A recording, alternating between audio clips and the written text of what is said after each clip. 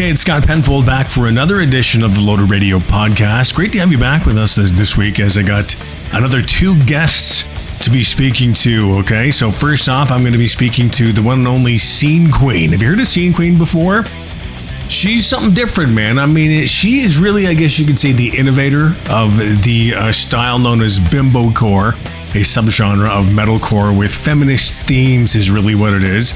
Her real name is Hannah Rose Collins, and yes, professionally known as Scene Queen. And she has got her debut album, which is available now, called Hot Singles in Your Area. It dropped on June 28th, and yeah, we'll be talking to her about the album, as well about Bimbocore, and about really how she came to be Scene Queen and how she is. I mean, she's making quite an impression in metal right now, so looking forward to talking to her. As well, in the second part of the show, I'm going to be speaking with the one and only Cam Pipes. He is the frontman for the band 3 Inches of Blood. And they're back, man. Yeah, 3 Inches of Blood called it quits in 2015, but in 2023 announcing that they'd be getting back together. A great Canadian heavy metal band that initially formed back in 1999.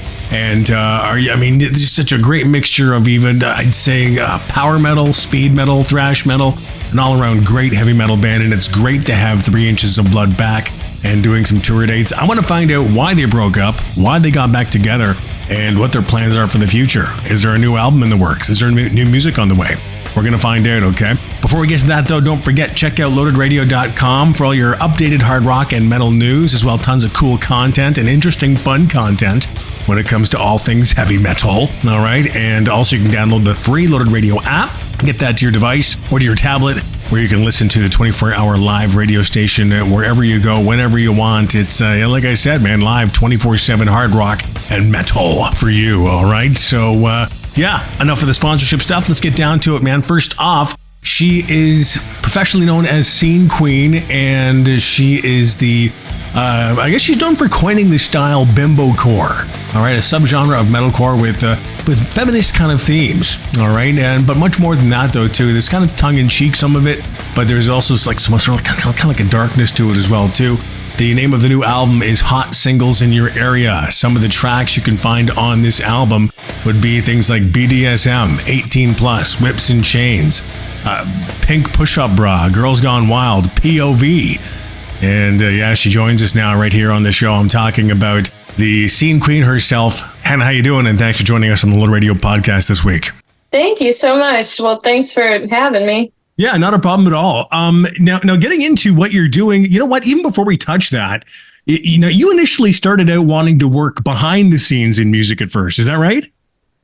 Yeah. So I think, to be honest, looking back on it now, I think it was just some sort of weird way of like trying to tell my parents, when they like tell you don't want to be a musician, of being like, I'll still have a real job, but the real job was like selling merch or something on a tour. Like, right. Pretty much did the exact same thing when I got into radio too. It's like, well, it's still kind of work, it's just still music involved, right? So I totally get you there. I mean, you've done so well for yourself in such a short period of time, and I really need to congratulate you for doing that, and also congratulate you for I think it takes a certain amount of courage to do what you've done thus far. I mean, where did the term or the genre Bimbocore come from, and why that particular name?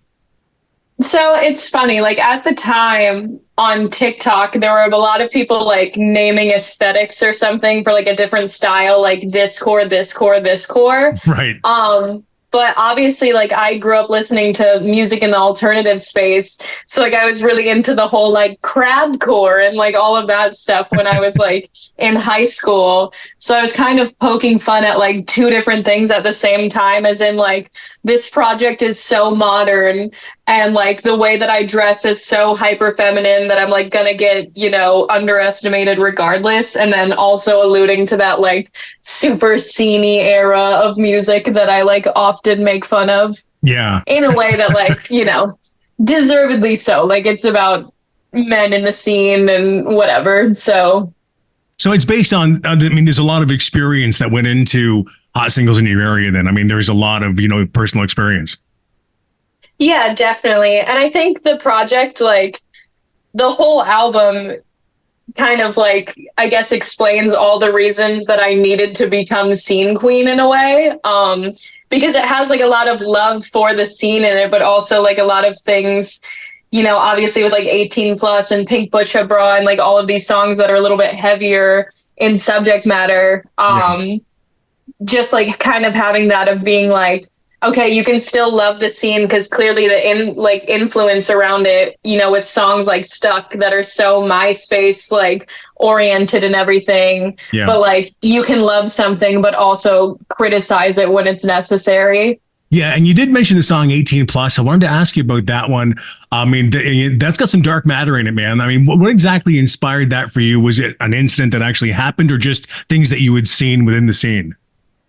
I mean, growing up in the scene, definitely like, times change and there's a different sort of like standard of what is appropriate and not appropriate. But it's also just like, growing up in the scene, there were so many instances where I or like a fan or something were just like taking advantage of, whether that be like just trust wise with bands or like, getting actually preyed on or whatever. So like, there are a lot of people that I knew felt the same way. And I always kind of wanted to have a song based around it. But then, I did the thing putting like bleep, bleep, bleep in the space that, the breakdown is in and like not actually naming a band because I kind of knew that people would just like have this debate on which band it was about. But that's kind of the whole point. If you can't pinpoint exactly who it is, then clearly this is like a whole scene wide problem, It's almost genius how you did that too. I really dig how you did that. I mean, do you still find the metal scene to be like somewhat misogynistic in that way? Do you still,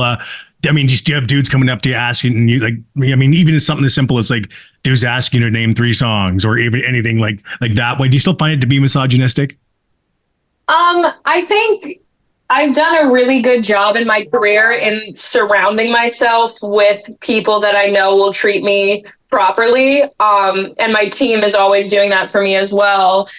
So a lot of that entails like I'm always on tours with a bunch of other women who I think like this last tour that I just got off of, I was with the band Paris. And, Lindsay has been actively touring in the scene now for like over a decade. And we talked about it a lot on tour where I was just like, I lived through the misogyny pre getting into the scene. And now my job is to make fun of 10 years of like idiots that came before me, like, and whereas Lindsay like actively had to work in all of this like terrible things and then see the shift. But I think honestly, the scene has a lot of room to grow, but I think the biggest shift in all of this is that women now kind of just look out for each other more than ever. Like I'd be very hard pressed to like find a tour that's headlined by a woman that no other women are on. Like they usually are throwing in another girl on there and like actually looking out for each other. So yeah, the scene has a lot to grow in the sense of like I still get these comments of people like I have a song on the album essentially just about like it being a boys club and what it's like to tour with a bunch of men and everything. But in general, I would say for every 3 misogynistic guys that you have like 10 guys that will go completely out of their way to stand up for you, which is cool. That is pretty cool. That's good to hear too. Even some of the content on the album, I mean, it doesn't really just stick to just misogynistic stuff and experiences like that. There's a lot of great material on here, man. Like, I mean, MILF is great because you've essentially merged heavy metal and country. I mean, where did that idea come from? Where did MILF come from essentially? I didn't realize when I wrote that song how on top of a trend I was about to be honest with you. Really?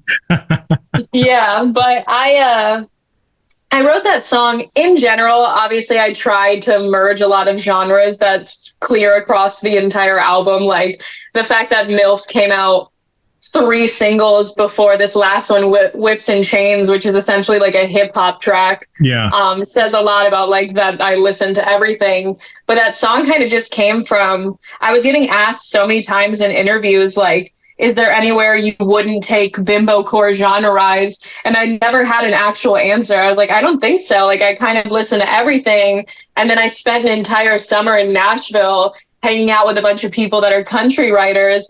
And I wanted to like poke fun at my friends a little bit, but also like show a little bit of love to that scene as well. So that song just came from that. But then also, the subject matter of all of it, country music tends to be like a little more, I don't know, conservative in what it talks about, and the fact that it's such a like raunchy, explicit track was kind of the joke of it all.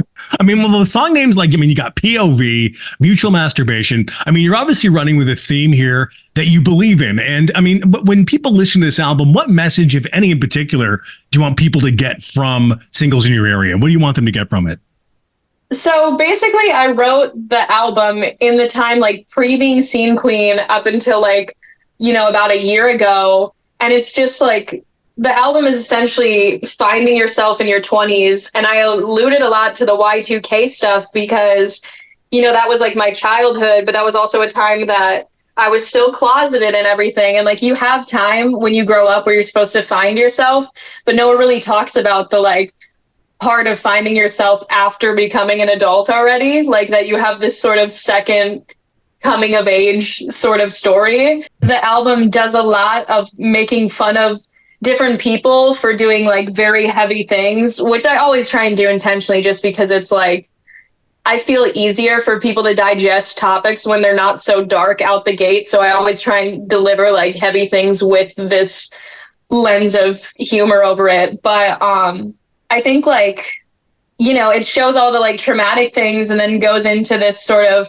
reclaiming my power and like all of these sexy songs about when you're single or whatever, but then goes into these sort of like songs about how awkward it is to date for the first time. And like, I have a song on there, Oral Fixation, which is essentially just about how I had word vomit every time I tried to talk to someone that was like a woman or whatever, like just having this new era of dating in my life that I had never experienced before. And like, you can be fully sure of yourself, but then suddenly have no game for no reason. And like, life is filled with a lot of trauma and it's awkward, but I feel like it's also important to make fun of those moments and of yourself, because you can't take anything seriously in life, because whatever you don't want to happen is going to happen to you anyways. So you might as well like have fun with it. And I think that comes across in the album, just in the sense that it starts with the heaviest of heavy topics and then ends on, the last song is essentially just like a love track to, not only my significant other, but my fan base of just like, as crazy as my life has gotten in the last 2 years, like I don't ever want this moment to end. And I hope that we never like lose the connection that we have, because I've spent so much of my life, figuring things out on my own and going through all this weird, awkward and traumatic stuff. And then like finding along the way that there were people you could actually lean on has meant a lot to me. So it ends on a very soft note in all of that, which is, I think, will surprise a lot of people. But I got to ask them, where was Hot Singles in Your Area recorded? Was it recorded in one studio in particular or different places, or? It was all recorded in one studio in my dear friend Zach Jones's house, which is so fun because like also along the way, he's had this extreme life shift in where like he now is a father and like has a newborn son, and like getting to watch him like go through being in his 20s, like us all going out to the bars together being wild. And then like I come back from tour and he's fully like a homebody and everything. Like it was kind of cool because in a weird way, like the jokes of the album kind of grew up with us, which was cool to see. Now, did you also act as producer for the album too? Oh yeah. So he produced everything on the album. And then like I've had a, revolving door of my friends coming in to co-write stuff with me. Like one of my dear friends, Lolo, she wrote the closing track with me, which is cool because she got to add her little like 6/8 spin that she does in all of her songs, where it's like kind of waltzy and whatever. But, the lyrical content is always just kind of extremely me in all of it. But it was cool having that sort of revolving door of writers, because you can hear the different song to songs, which I personally love, because again, I am not tied to any one genre or like making any sort of vibe of music. So having that, I think, shook things up in a really cool way. But there were songwriters that I kept for like large chunks of time. Like, my friend Chris Freeman from the band Hot Mulligan wrote on like Whips and Chains and BDSM and another one that I can't think of right now, but like he was there for a chunk of the sessions. And then Zach being the producer for all of it, I think kind of kept it to where like, as crazy as the writing process was, or like how much I would try and switch it up, it still sounds very cohesive, which I'm very thankful for. Tell me about your traveling band. I mean, who are the guys that you're hitting on the road with? Like, who do you got with you? So I have my amazing friend on guitar, Daniel Rudd, otherwise known as Boy Hero with his artist project. Okay. And then I have my friend Jonathan Schwartz on drums. And basically, I think it's so funny because I have all these songs that are like, quote unquote, man-hating songs. And I think if you like listen to any of my music too seriously, you're going to turn away right away because you're going to think it's like one way. But the fact that I bring dudes out on tour with me kind of shows that like I'm poking fun at where it's necessary. Like if it was truly that serious, I wouldn't have guys even around me, you know? Like I clearly don't hate all men. I just hate things that terrible men do. So they eat up the project. They think it's hilarious because it's also poking fun at people that they've had to deal with on tour as well. So yeah, they're like second family at this point, and I'm very thankful for them because they agreed to work with me from the get-go, like, you know, when I had essentially no money to pay them. So they were just kind of winging it on tour, and then like ended up turning down other offers for tours that would have paid them better just because they were like, we believe in where this project is going to go, and also it's just fun to play live. So I'm very thankful for them. And are you behind other rising acts falling under the Bimbocore genre? Are you cool with that? I'm down with it. I've said a million times that like my goal as an artist is to like get sticks and stones thrown at me so often that someday some girl won't have to deal with it. And I think that was also like I said, going on tour with Lynn from Paris was something that she realized, where she's like, yeah, my experience coming up in the scene was like often not enjoyable in a lot of instances. But because I did it, look at like all of this stuff that's happening now. Your music quite literally couldn't have existed. I mean, and when I listen to your music though, too, I mean, there's so many different influences being thrown at you when you're like absorbing the album. I mean, when it comes to direct influences, what are some names just off the top of your head that you can think of? Aesthetically and then music wise, I draw a lot of inspiration for Britney Spears. I've now done like 10 different Britney Spears themed shoots and stuff, and then Paris Hilton as well. Yeah. But then I'd also say on the pop side, like Kesha is a huge influence for me for that sort of like dancey pop bit. I don't know, metal wise, it kind of changes. Like some days it's a band like Amur, and some days it's a band like Bring Me the Horizon. Like that kind of changes a lot. But that Y2K pop girl thing is always kind of a consistent, mixed with whatever my guitars decide to be, whether it be like a beat down song or like a super genty guitar riff, like that'll change. Yeah, I love those big genty guitar riffs that come in like out of nowhere with some of your tracks. I think it's great. I love that. That's honestly my favorite thing, is like the very stark like contrast flip from the super poppy to the super heavy. And I try my best to surprise people now in the songs as to when the turnaround is going to be, because they know it's coming. But yeah, again, thank you so much for your time, and I wish nothing but the best, and hopefully we'll be talking to you again soon at some point. Yes, please. Thank you so much. No worries. All the best. Take care. Take care. There she is. That is Scene Queen, or Hannah Rose Collins, if you'd like to call her that. And the new album is Hot Singles in Your Area. Check it out, man, if you want something different, dude. Bimbocore. It's a new subgenre. I mean, there's so many subgenres out there. Why not Bimbocore, I say, right? But it's Scott Penfold here with you, and I'm now going to be joined by the lead singer of the recently reunited band, 3 Inches of Blood. And I'm so glad that they're back, man, because they are just such a great metal band. Call them power metal, speed metal, thrash metal, whatever you like. They had a great run from 1999 to 2015. Then they called it quits, but reunited in 2023. They're back. What's going on with them? Are they going to go on tour? I mean, they've got a few shows announced, but is there going to be new music? Let's find out. Cam Pipes joining us now here on the podcast. Hey, what's going on, man? Okay, great. Before getting into anything, I mean, back in 2015, you guys essentially said it was done. It was wrapped up. Why the decision back then to wrap things up and put the band away, put it on the shelf? I think overall we were, as a group, we're feeling a little bit stifled, maybe burnt out a bit. I think there was just kind of a sense of malaise when it came to the touring. Not that we didn't enjoy touring necessarily, but The tours that were being offered were just not ones we were interested in, and the scene was just not, I don't know, for lack of a better word, lucrative, and it just really didn't seem like it was, paying the bills. Like, we didn't treat the band like it was a job, like it was work, and it was fun, but it was how we paid the bills. So a couple of the guys decided, we're gonna take different career paths just to kind of make our home situations a little more stable. And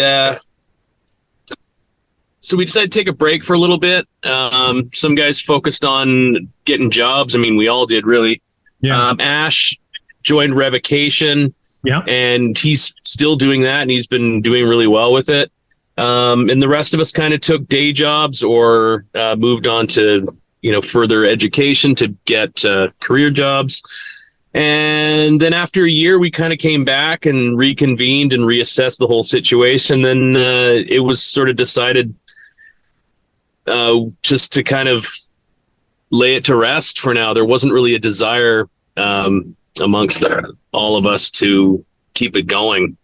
We didn't really see things improving for us as it had from the year before. So, people hadn't really been approaching us about doing tours and things like that. So we're like, well, maybe this is a sign to kind of, put it to rest. And we did, played a couple of final shows, and then that was sort of it. Yeah, definitely. And, a lot of people thinking that that was it for the band, essentially. But I mean, here we are 9 years later. Well, almost 9 years later. And, you guys back for at least what seems to be a few shows. I mean, in January, you returned to the stage for 3 really great reunion shows in Vancouver. You got a run of dates coming up, 4 dates coming up, which I think is great. What brought the band back together? What was it? Was it simply a phone call? Like, what happened? Yeah, kind of. Like, Justin Hagberg, he called me up and said, "Hey, man, like, I've been writing some stuff again." He's had some other musical projects in the meantime, but not as like the kind of metal that we had been playing, and he'd kind of gone away from that for a little bit.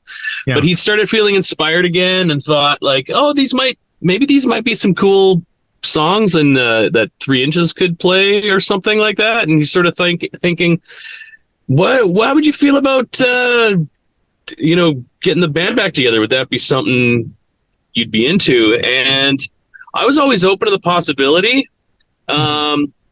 So we talked about it for a bit, and we were both on the same page.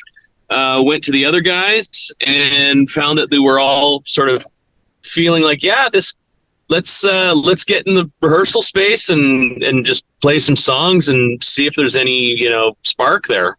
And we did that a bunch, and eventually said, yeah, I think this is something we all want to do. And so that's when we started planning the initial reunion shows in January.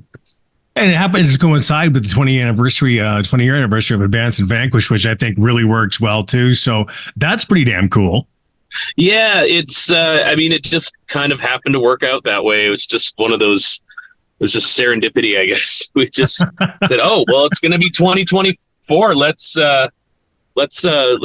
make something of that and kind of celebrate 20 years of Advance and Vanquish." That was kind of the album that really got us out. Really got our name out to most of the world, because our first album, that was we released that ourselves, and we kind of really plugged away in a DIY sense, and but we got signed to a label, and Advanced and Vanquish was that first big label album, and got us the exposure well beyond we thought we could have. So that sort of opened a lot of doors. So it's a straight up great metal album too. So I think it's perfect. You know what I mean? So. I mean, there's a bunch on there too that is memorable, and a lot of songs that, are still staples in our set from that record. So Well, I mean, we've got the 4 shows announced here. I mean, I'm going to ask you straight up: is 3 Inches of Blood? Is the band back? Is there going to be new music? I mean, is the band back?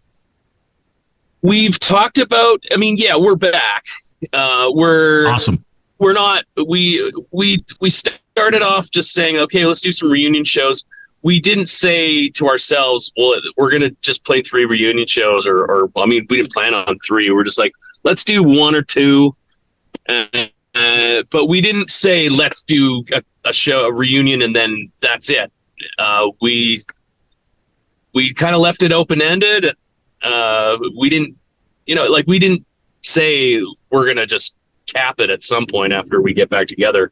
We left it open for the possibility to do more and just kind of see where it went. And yeah, that's where we're at.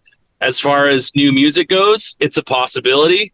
I think there's definitely some creative juices that were already flowing before we were officially like, yeah, we're going to do this. So, but that'll come down the road. Maybe next year we might start writing some stuff. But in the meantime, we're going to see how this year goes, and because we've got a bunch of stuff lined up, and stuff into next year that we've got planned that we just haven't announced yet as well. So, and things are just going to kind of keep coming, as far as I can tell. So, when we have the time to get together and sit down and actually write, as opposed to rehearse for shows that we have coming up, then we'll see. One question I've always thought I wanted to ask was, I mean, how was it working with Joey Jordison as producer back in 2007 for Fire Up the Blades? What was that experience like? He's a great dude. Like, we met him back in 2004. He was filling in for Satyricon because their drummer, I guess, had work visa issues, couldn't get into the US. So we first met him then, and he told us he was a fan. And we thought, like, wow, okay, that's awesome. Time to like start working on Fire Up the Blades. The label came to us and said, hey, Joey's really interested in working with you guys. He of course had done that Roadrunner United record where a bunch of guys like from certain bands had taken on the role of like producer and worked with a bunch of various Roadrunner musicians. So that was sort of Joey's first foray in producing, and he wanted to expand on that. And he thought, hey, why not 3 Inches of Blood? I think that'd be great. Work with these guys. The label, of course, we're all for it. And so we had him come out we'd been kind of based in like the Seattle, Tacoma area at the time, writing. And so Joey came out to Seattle, and we did a few demos with him, and just to see what the vibe was like. And he was really cool to hang out with, and we really appreciate how he was a musician like us. He wasn't he was in a massive band, but he didn't have that ego. He was just sort of one of the guys, and we can just kind of bro down and just kind of nerd out about music, because he really was like a music nerd. And was just really stoked on music and playing music and listening to music and just hanging out, having a good time. So that's the kind of guy he was, but he also wanted to like get right in there and like work on the arrangements and that kind of stuff. So fun guy to work with. There were definitely some nights where maybe it got a little too fun, but that was still part of the experience. And we'll definitely miss the guy because, he was awesome to hang around with. I can imagine he would have been, man. Also, you know what? I'm a big Metalocalypse fan, dude. How did you get involved in appearing in an episode of Metalocalypse? Because I think that's awesome. Okay. Yeah. Not a lot of people really have asked me about that. But our old bass player, Byron Stroud, who you guys out there may remember from Strapping Young Lad and Fear Factory. He worked with Brendan Small from Metalocalypse, and he was their tour manager on like the very first tour the live tour that the band did. And so he knew Brendan, and randomly one day he was like, hey, I asked he basically asked him if he would be interested in having me in an episode, do like a voiceover. And he said, yeah, cool. So he basically sent me a few lines of a script that Brian Posehn had written. Yeah. And it was basically just like a few lines as like a fan heckling in from the crowd. So I went to my buddy's studio one day, and then I called up Brendan Small, and he basically kind of directed me over the phone while he was driving his car, and then just kind of gave me a few like, okay, try the line this way, and so it wasn't like a major. The character didn't have like a name or anything like that. It was just kind of extra voices that what you have you. So then when we were on tour, saw him in LA, and I was like, hey, did I make the cut? And he's like, yeah, you'll be in the episode. So I was stoked to hear that before I actually saw it. And then, seeing the episode is neat. And then seeing my name in the credits next to, like Mark Hamill, yeah, and Corpse Grinder, and Malcolm McDowell, and Lorraine Newman. It was awesome. It's like all these like big Hollywood names. And then Corpse Grinder, has done a lot on that show, or did a lot on that show, so that was pretty neat. And then seeing my name at the bottom there, so that was a cool moment. Well, also, dude, when it comes to your acting, man, the Meat Market horror films, you were in all three of those. Oh yeah. is there any more acting in your future at all, or how was that experience? Actually, it's funny you mention that, because Brian Clement, who directed all those films back in the day when living in Victoria, like Justin Hagberg was also in a bunch of those movies. Yeah, he's actually featured fairly prominently on the cover of the first Meat Market poster. He's one of the zombies on the poster, and he's in the movie as a zombie. Him and Justin and myself are actually in Brian's new movie that's coming out soon. It's like a mockumentary film about cults, and it's called Our Gods Are Real. Oh, cool. And that's coming out pretty soon. Justin and I filmed some stuff last summer, so that'll be coming out pretty soon. We're going to a sneak peek for the cast actually later this month, so I'm excited to see how that turns out. And I actually have a few lines in it, which is nice. But Justin and I are in that. That's awesome, dude. But that's basically all the film stuff I've done. I've done, being in Vancouver, we're like Hollywood North here, and so I've done a few. I've worked as a background extra a few times, so nothing special, but something. Ash has done tons of film work, actually. Ash Pearson, our drummer, he's done lots of film work since he's a little kid, so he's been in a lot of stuff over the years, commercials, and he's. I think he still does it. Like he hasn't been in town too much. He's been on the road a lot, but as far as I know, he still does it every now and then. Gotta ask you, going back to your early days, man. Back when you're back with black metal band Allfather, is black metal still something that you're into? You still dig it? Oh yeah, absolutely. Nice, man. My musical tastes at the time were a little more narrow minded, and I was in more like death metal, black metal, and that was it. Yeah. For the most part. But now it's like it's just part of my regular shuffle when I'm listening to music in the car or at work. Black metal always comes on. I listen to a lot of stuff. So, but yeah, absolutely, I still love black metal. Cam, again, thanks again, dude, and look forward to seeing you out there on the road, man. And I will definitely try and get to that show. Right on, appreciate it. All the best. Take care. All right, thanks for having me. There he is. That's Cam Pipes, and he is from the band 3 Inches of Blood. He's the front man. He's the guy with that great sort of falsetto kind of voice, very, very similar to like King Diamond, the way he sings. I think it's great. I love that kind of stuff. But yeah, keep your ears and eyes open for new stuff from 3 Inches of Blood, hopefully in the near future, man. And get out to one of those shows if you're in the area. Okay, catch them live. It's like it's great classic metal feel, man. It's awesome. Anyway, I'm Scott Penfold, and again, check out loadedradio.com for the 24-hour live radio stream. You can catch us there 24/7 as well. Get the Loaded Radio free app, where you can get past episodes of this podcast, as well as the radio station, and all your hard rock and metal news and content constantly updated. And I'll talk to you again next week on an all-new edition of the Loaded Radio podcast. All right, we'll talk to you then.